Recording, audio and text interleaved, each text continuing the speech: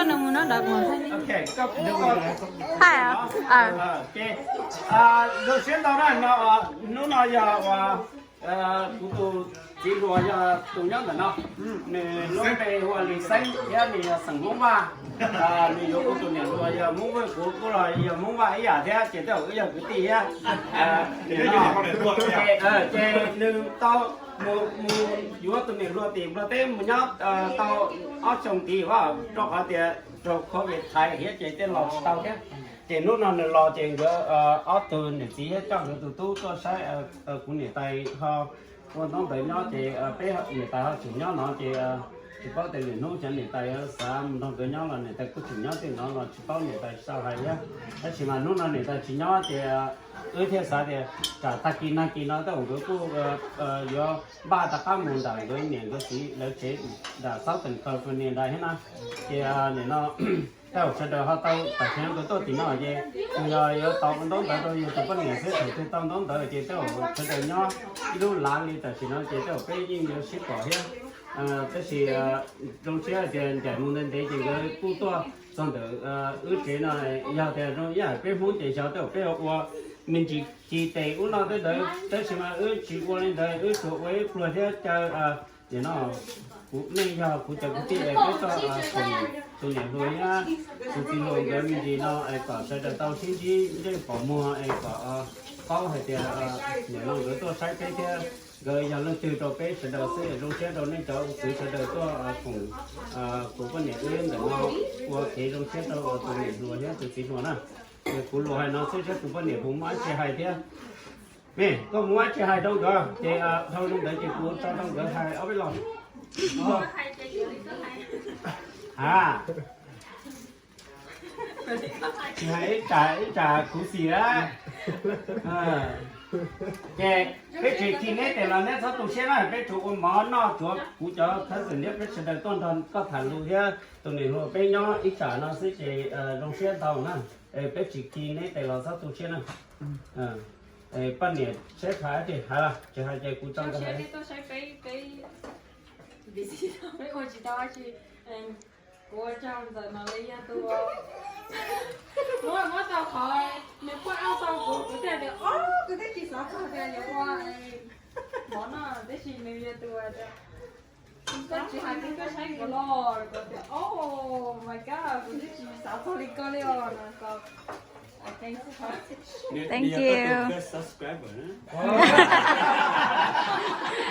She's a top fan. Có chỉ có tới chỉ là ít từ follow rồi có phát channel rồi đó.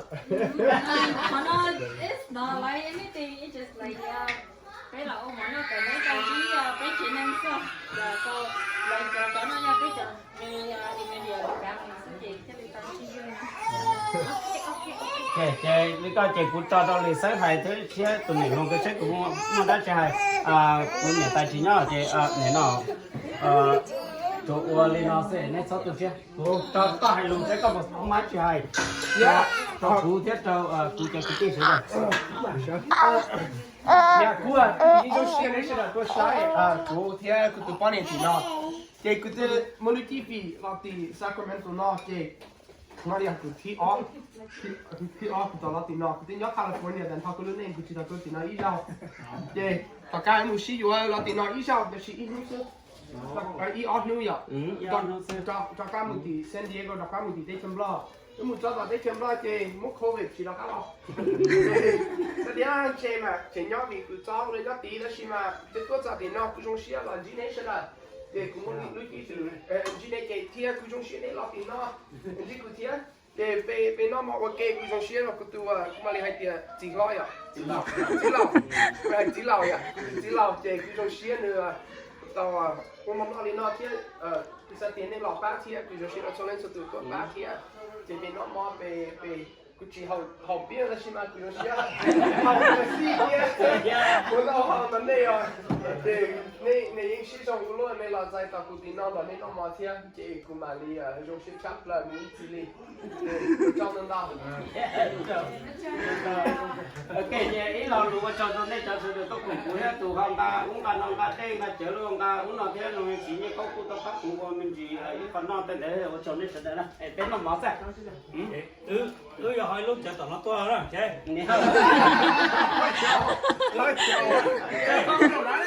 ai biết cái này ai có ô chim lo theo trả này hôm nay chỉ bao cố giờ ở cái tiền ở cái tiền thì thiếu upload à upload thì upload thì mà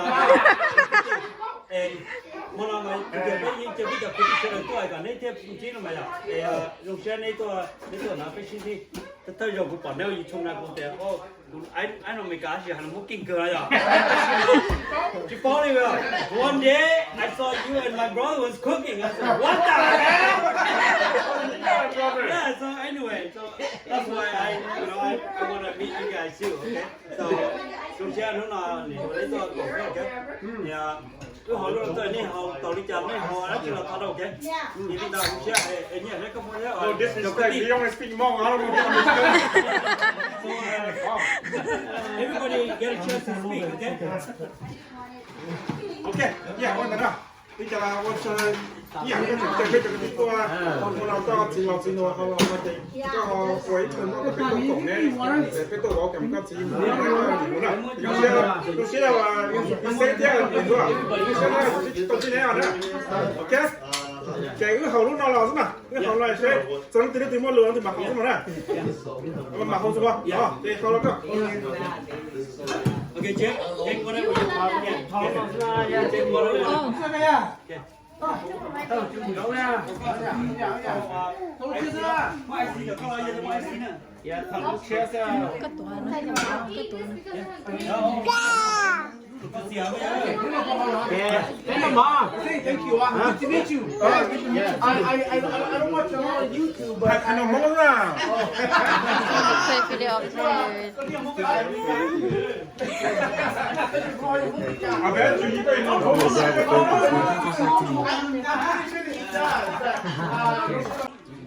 cái dung này nhột từ siab còn chưa còn cái nào để cuối cả ứ mày ta cao mù wow nhưng mà lo hay rồi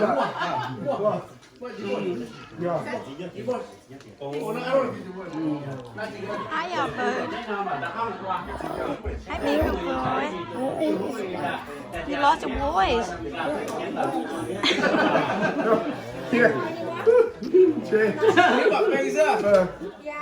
đi xem bé cho món à bé nạp thủy cho đó lâu mà đó lâu mà bé nạp thủy 100%. Why is that? I know, why is that? Why is that? Because you married his Bé married because we got their because you have their sister. Yeah, they are I'm the daughter, dude. your sister. Yeah. So yeah, you knew you could come here. That's what I meant. No wonder the girl from the South, right? Will be very respectful or you don't want what you or whatever, right? But it depends because like over there you could have some family that do some really bad things, and you need to be really careful. And if your family's doing these bad things, you need to be able to say we can't be around you. Right? So because you get in so much trouble over there, so especially if you're. And then I decided to go on a mission all on my own. And so then I left, when I came back, I think the mission was really good for me. Well, that's good, yeah. Because it got me away from my family, it changed my mind, it showed me the world, right? I needed to see that. I needed to see the world. A lot of missionaries have it. When they go out on missionary, they're on their own. They're on their own. Like my family was not allowed to visit me. Oh, Yeah. I mean, if they came, we could have stopped them. But don't the church provide it or I saved up my money. no stipend? No stipend. So the way the church does it is you pay, it's $10,000. And then the church will divide it up. The year allowance, right? A little allowance. Well, For it's the money that you earn. So you earn $10,000. I saved up $10,000, and that goes into a fund because the missionaries that serve from Laos can't afford $10,000. The missionaries from Laos don't pay anything. I help pay for the missionaries in Laos. So if I was to go on my mission to Laos, it's not going to cost me $10,000 to live there for 2 years, right? but that money will help the missionaries from Laos go somewhere else. Oh. And so it's your own money that pays for you to go, but it's divided evenly So you contribute that money into the fund. into the fund. Oh, So that helps the other people serve. So like my wife served for free. She went to Australia. That's why her English is really good. I got lucky. No, I went to Minnesota. I went to Minnesota. I can tell you that story. That's a really, how I met my wife is really crazy. We'll get into that. But yeah, I went to Minnesota on my mission. You go for 2 years as a man. And so you can leave at any time. Your wife is not you, and your wife is not you. Yeah, it really was. Yeah. We'll get into that. So I was on my mission. You go for 2 years, and I was out there for 2 years. First, I'm in the MTC, the Mission Training Center, and that's where they teach you Hmong. But they really don't teach you Hmong. So I'll show you this. Okay, because this book is like what they teach you. So this is like phrases on how to teach lessons in Hmong about God, right? And it's like, so the very first day I was there, they hand me this book and they say, Yajong, and they only talk to you in Hmong for the whole 9 weeks you're there. So they say, Yajong, and I'm like, crap. I don't know anything. I should have prepared before I came a little bit. And I did it, and then there's this guy right next to me, he's like, Yajong, and he says it back, and I'm like, oh, he prepared. So I was so scared. He's a white guy, And then there's... And then later, you found out he didn't even speak that much. No, he didn't either. There's another guy in here who's big. He's a huge old guy. Bigger than me, taller than me, fatter than me. And I'm like, you already know more. Why are you in here? And the teacher said to me in English, the only English he said the whole time is, he doesn't know more. Oh my God. So it was really bad. Anyways, I was, his mom actually wasn't that bad. He just spoke really like lying, like he had a lot to learn. But he was in there, and he could have left early, but he chose to stay to help us, which was really good. But he, that day, they told us we were going to teach a lesson to a Hmong person who didn't know English, and I was so nervous. And I said, when? It's my first day learning Hmong. Tomorrow. And I was like, crap. So they hand me this book, and they're like, all right, go teach. And so I go knock on the dude's door, and I just go, ciao. And the kid that was with me was a big Hmong dude, and he's like, you can't do that. You gotta know how to do it. And I didn't know anything, so I'm just so scared. So I just sat there while he talked to me, and I was saying for ciao the whole time. And I left, right? And anyways, that was really scary. So I left, and afterwards I'm like, okay, I really gotta learn this. And I had some really good experiences in there. It was really hard. They talk to you in Hmong, but most of the time they aren't teaching you Hmong. Most of the time they're teaching you how to teach. Most of the time they're teaching you culture. Because you can't go into some Hmong person's house and disrespect the culture. You're your guy, right? You gotta knock on the door, and you gotta know, can I actually come in the house? Because if I go in the house and disrespect the culture, people will hate me. And they can't do that. And the other thing is when people are doing Wamang and things like that, you need to know how to show respect. You can't step on someone's culture. It's their way of life. If you want people to listen to you, you need to listen to them. And so they would teach you that. They also taught a lot about the funny part of the funny story, the guy that I thought he only spoke Hmong, he was actually my teacher, and about 2 weeks later, he actually started showing up at the lessons, and it turns out he was lying the whole time, and I was so mad, because he actually spoke really good English. He wrote all the Hmong books. I was so mad at him, but anyways, he would talk to us about where the Hmong people came from, how they crossed the Mekong River, all sorts of things. And you just try to get you to know a little bit about Hmong people, because it's important. It's important, and especially if you're going to go talk to Hmong people, they need to know that. I mean, we have our own stories. My family had to walk across the United States, and most of my family died because they were running, because people were killing them for what they believed in. And that was a really, really sad time. I still have the dolls that froze in my cousin's hands, so they froze to death in the snow. And it was really sad what happened to my family. And I have all the books.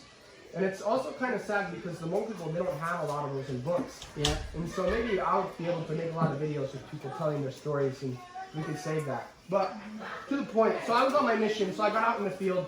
They call it in the field, the mission field. So I got out in my mission field, and I went to the very first house. It was the Hmong siab. They're the ones who gave me my name. And so that was the very first house I went to, and I went in and sat down, and I'm like, oh my goodness, I understand what they're saying. I got so good at Hmong.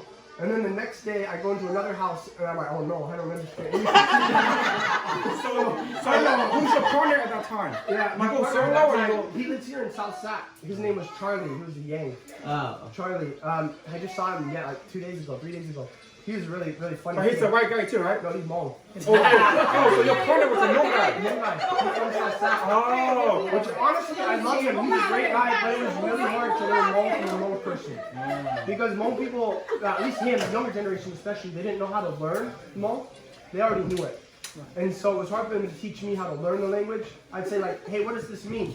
He'd be like, I don't know, just pay attention. He doesn't even know the Hmong language.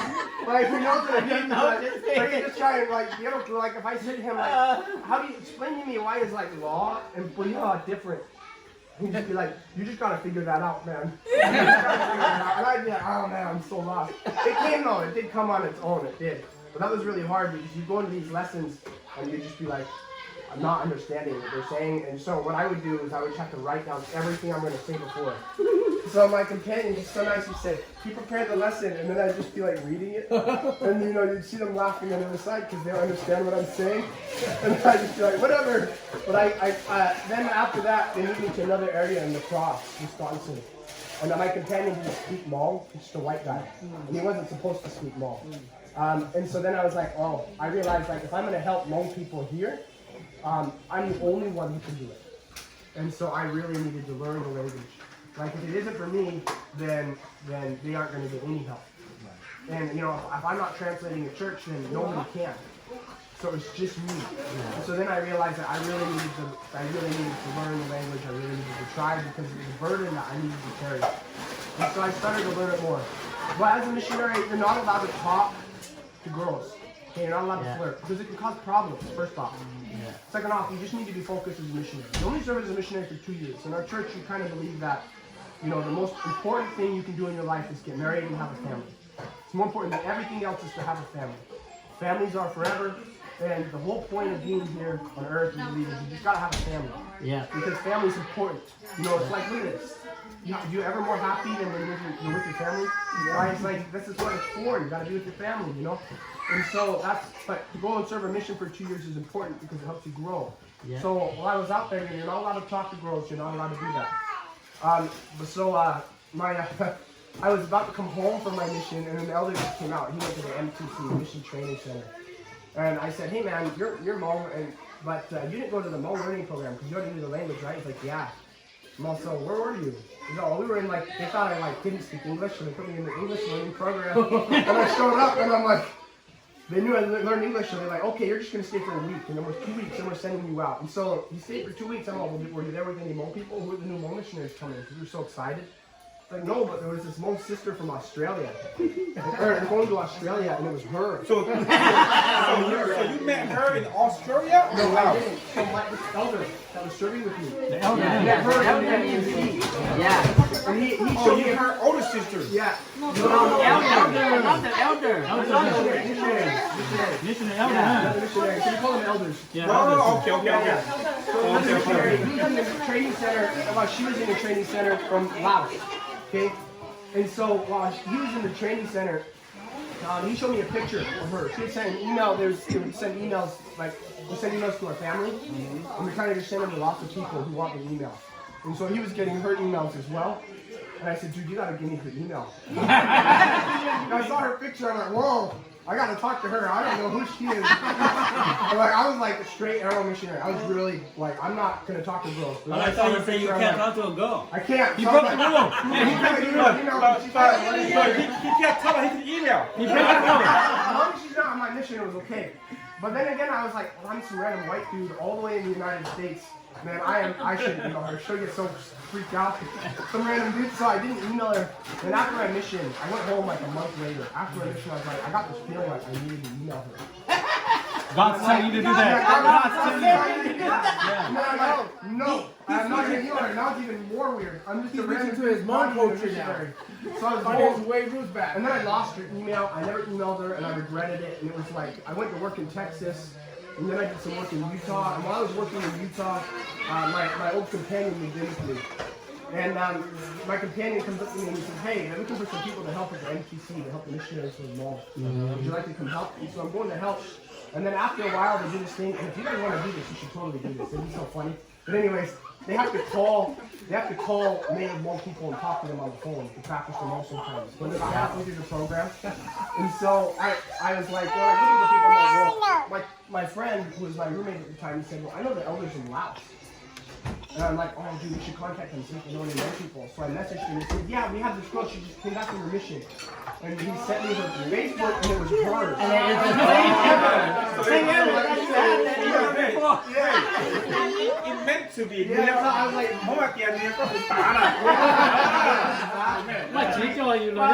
like 3 times I denied it. And I was like, you forced it, you know what I mean? So we started talking, I'm like, man, this is weird. I feel like I know her already. So I was like, weird feeling. And then, so I was going on some dates with other girls. There was like a Korean girl and some other girls, and they were really cute. And they had they were great. They were nice people, you know. They like met all the criteria. Okay, they were great girls. Okay, and then, but it just didn't feel right. I would go on a date and it just didn't feel right. You know what I mean? And I would always like see her face in my mind, and it made me so mad. And so one day I went to this church and I got down and I said, like, God, I am never gonna meet her. She was in Laos, I was in the United States, and we'll never meet, so just please get her face out of my mind. I left the church, and like 30 minutes later, I got a message, hey, I heard you're looking for a job. Do you want to come teach some house? No,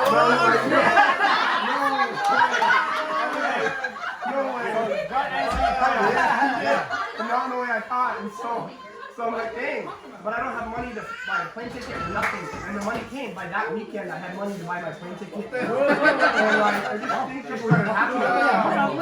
Next thing you know, I'm in Laos. And then the story doesn't even end there, because when I was in Laos, we were talking, and I was like, to get married in Laos is really hard for a foreigner. It's like it costs you over $10,000 to get the paperwork done, to get all the Lao American, everything. And so we decided we would get married outside the house. First, get a marriage license. So I went to the counselor section in the embassy and I said, hey, how hard would it be for her to get a visa to the United States? And they told me, don't even try. They said 99% she's going to okay? And so I just went and said a prayer, and I just got a feeling like she needs to go and interview anyway. Hey, baby mama. So she.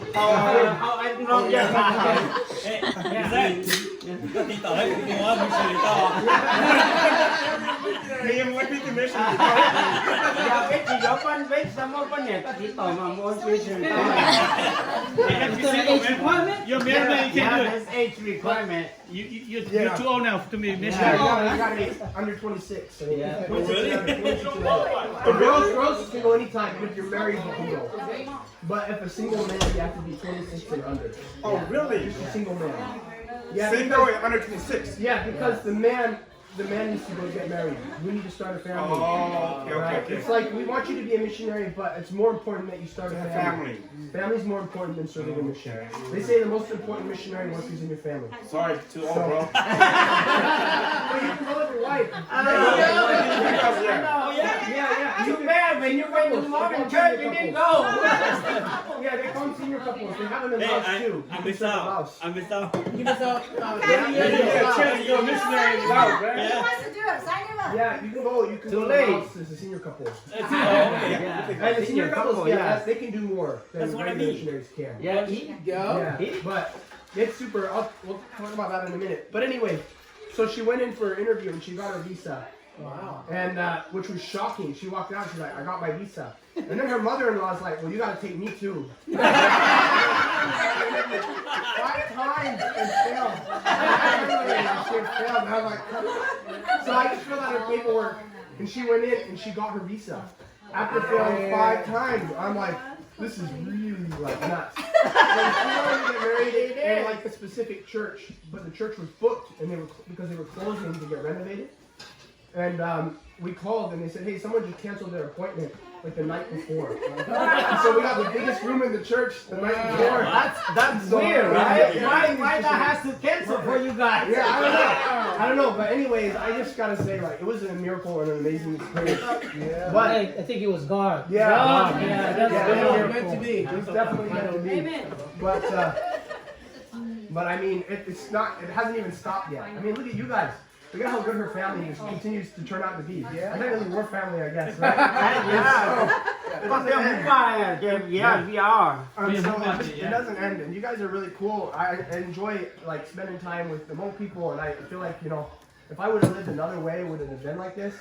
Everything goes back not just to my mission, but even before my mission.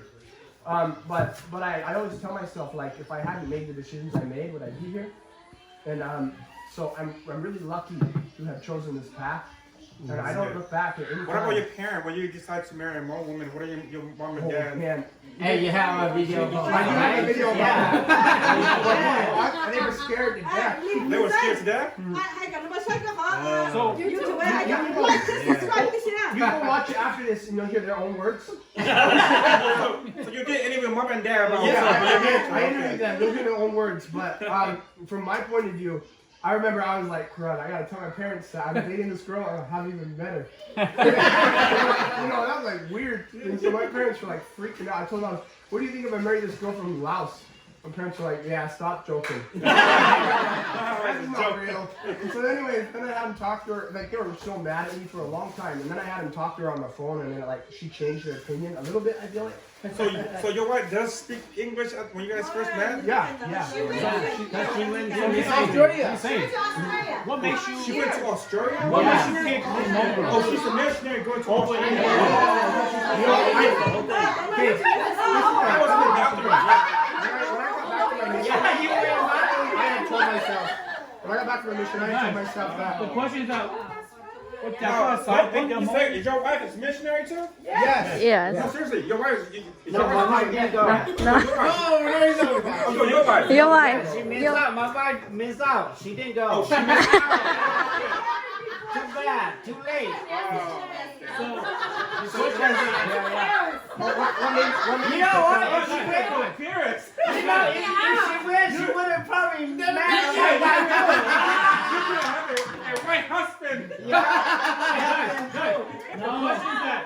我讲你生活晒俾咗晒蒙來咗1 year. Well, because he's in that in Laos. I don't think he knows either. When I got home from my mission, I told myself I would never date a girl in Laos. I was like, no. Because you hear all these like horror stories. Like there's this guy who went over there to marry this girl, and like the Axemen came after him, or like tried to kill him because she didn't really want to marry him. She just wanted to come to the U.S. You know what I mean? Or like she just wanted. This one girl was like, you can marry. You're allowed to marry her. You're not allowed to actually like do anything with her until she gets her driver's license and her passport. Yeah, and her passport. And it's like that just sounds like so horrible. Minnesota. They were definitely, some of these were real stories because I knew the people that went over there. And I was like, look at them, Tell I'm me a like, story. like, of course you're over there. You know what I mean? Like, of course you'd be the one doing this. You're a 40-year-old virgin, and like, you're going over there because you gave up on yourself. But and I'm like, you know, I just like, I felt really bad for these guys, but I'm like, you know, I also like had some respect for the girls in Laos as well, and I felt like, you know, maybe it wouldn't be the best for them. But when I was like dating my wife, I was like, crud, totally breaking my own rules. But anyways, I feel like it didn't matter that she was Hmong. I feel like it was more important that it was that she was my wife. You know what I mean? Yeah. Her as like her. It didn't need to be a Hmong girl, but she was the one that I like fell in love with. chose. Yeah. So it's you know, because my dad always used to say there's beautiful girls everywhere. You know? But there's only one for you. Yeah, there's only one for you. Yeah, you're right. There's beautiful girls everywhere. And he said, you'll get married and you'll realize that the beautiful girls don't go away, you just don't love them. You love your wife. And so, you know, you'll see these beautiful girls everywhere, and that's fine.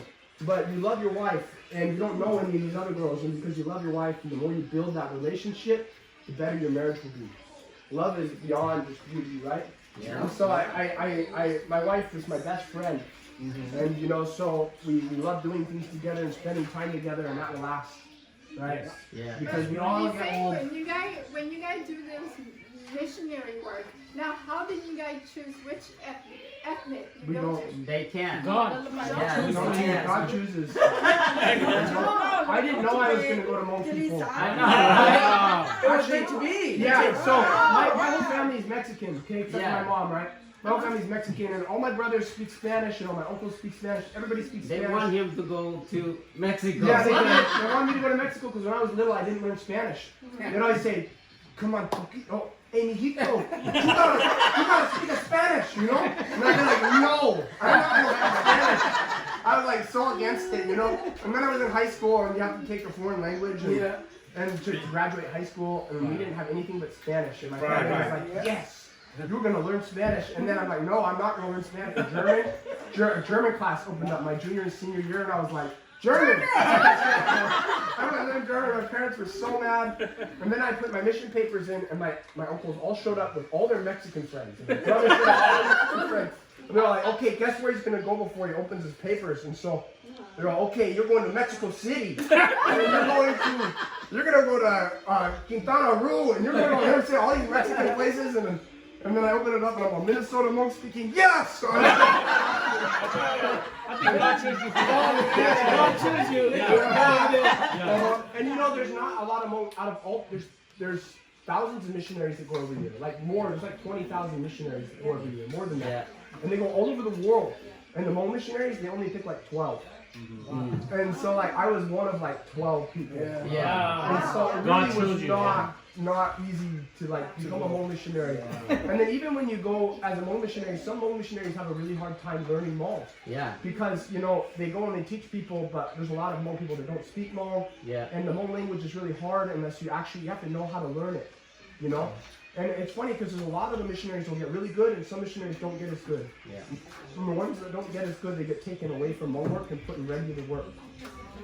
And so I was lucky that I stayed and I was able to pick it up and I stuck with it. Not everyone can do it. And so Because you have your 50 Hmong make you living name and you have Hmong now. That's why. A lot of missionary là tốt hơn á. yeah. Bên tiền bê đâu lỡ rồi. Yeah. Bên tiền bê lấy hai cái bên tiền bê đâu lỡ. Yeah, but you guys need to do that. You guys need to do it before the members do, because if you guys do it, man, you can pick any name. And just be like, but My parents, they were Mormon too, so yeah. Oh, yeah. Yeah, lấy tiền bê đâu. But actually, when they give you a name, it's better than a lot of Hmong people's name. What I'm saying, your name is the best. A lot of times, yeah. They choose the best name for the because it's like a respectful thing too. But I do gotta say this. I try to be as polite as possible because you know my family. I can tell you a little bit about where my family came from because I know where my family came from. But a lot of Americans don't. My family, they were Mormons a long time ago. They came over from Denmark. They came over from Spain. They came over from England because the missionaries went there back in the 1800s. And the Mormon church at that time was not in Utah, mostly. It was in Missouri. So where's the headquarters now for? The headquarters is in Utah. But at that time there were no roads. Nobody lived in Utah. And so these They allow 3 women. But men. So you can marry up to 3 wives? No. That's before. Maybe a long time ago, but no.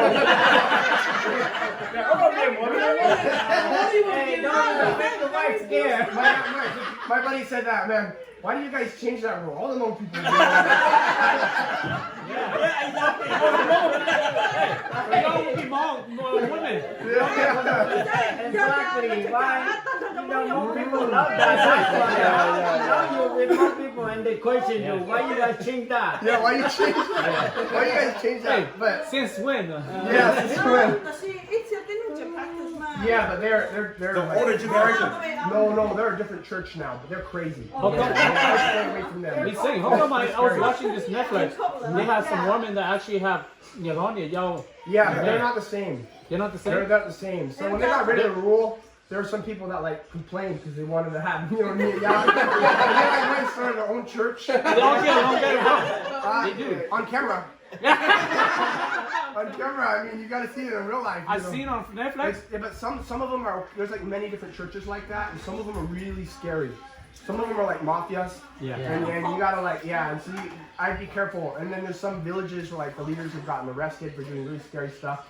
And it's sad because that gets blamed on our church a lot of the time, but we don't do that. Yeah. But so the Hmoob headquarters at this time was in Missouri. And the people were getting baptized so fast that the people in Missouri were scared. And the Mormons were against slavery. And this was right before the Civil War. And so they were really scared of the Mormons that they were going to make Missouri a non-slave state. And so they passed a law called the Extermination Order, and it said anybody who's Mormon is to be exterminated. So they were allowed to kill anybody who was Mormon. And so they just started killing Mormon people. And so the Mormon people had to leave. And they killed our prophet, they killed a lot of people. And so the Mormon people had to leave, and they didn't have any money, they were poor, so they didn't have horses or nothing. So they had to push carts with all their belongings in the back, halfway across the United States to Salt Lake, and that was my family. And so a lot of their children froze, and all the old people died, and people didn't make it, because the year that they pushed it across, the winter came early. And they had to cross the Rocky Mountains in the cold.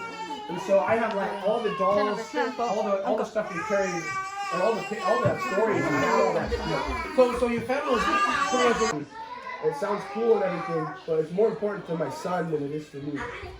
Because my son, he is half man, you know, and I want him to have that opportunity. And, you know, I don't want to be able to go around saying, you know, like, look at me, like, you sweet mom and all this stuff. You guys went through a lot. For the ones who made it to the United States, and the ones over there, they went through their own struggles. And I'm never going to have to go through that. But my benefit is that I want my son to know all of these things, and my son to enjoy, my son to be a part of this because it's his history. And if you know, if I'm not a father and I don't know this stuff, especially since he's a son, you know, the son needs to learn a lot of respectful things, cultural things from his father. He needs to know all that. And I need to be able to give that to him. And so that's my main purpose. I don't, you know, I never swam across the Mekong. I never did any of that. And a lot of little kids here didn't do that, but their parents did. And, you know, they came here with parents that didn't know English and had to go through struggles here in this country, live in the poor neighborhoods and all of that. You know, I didn't go through much of that. My parents did, but I didn't. And so, you know, I can't claim any of that. And I don't want to.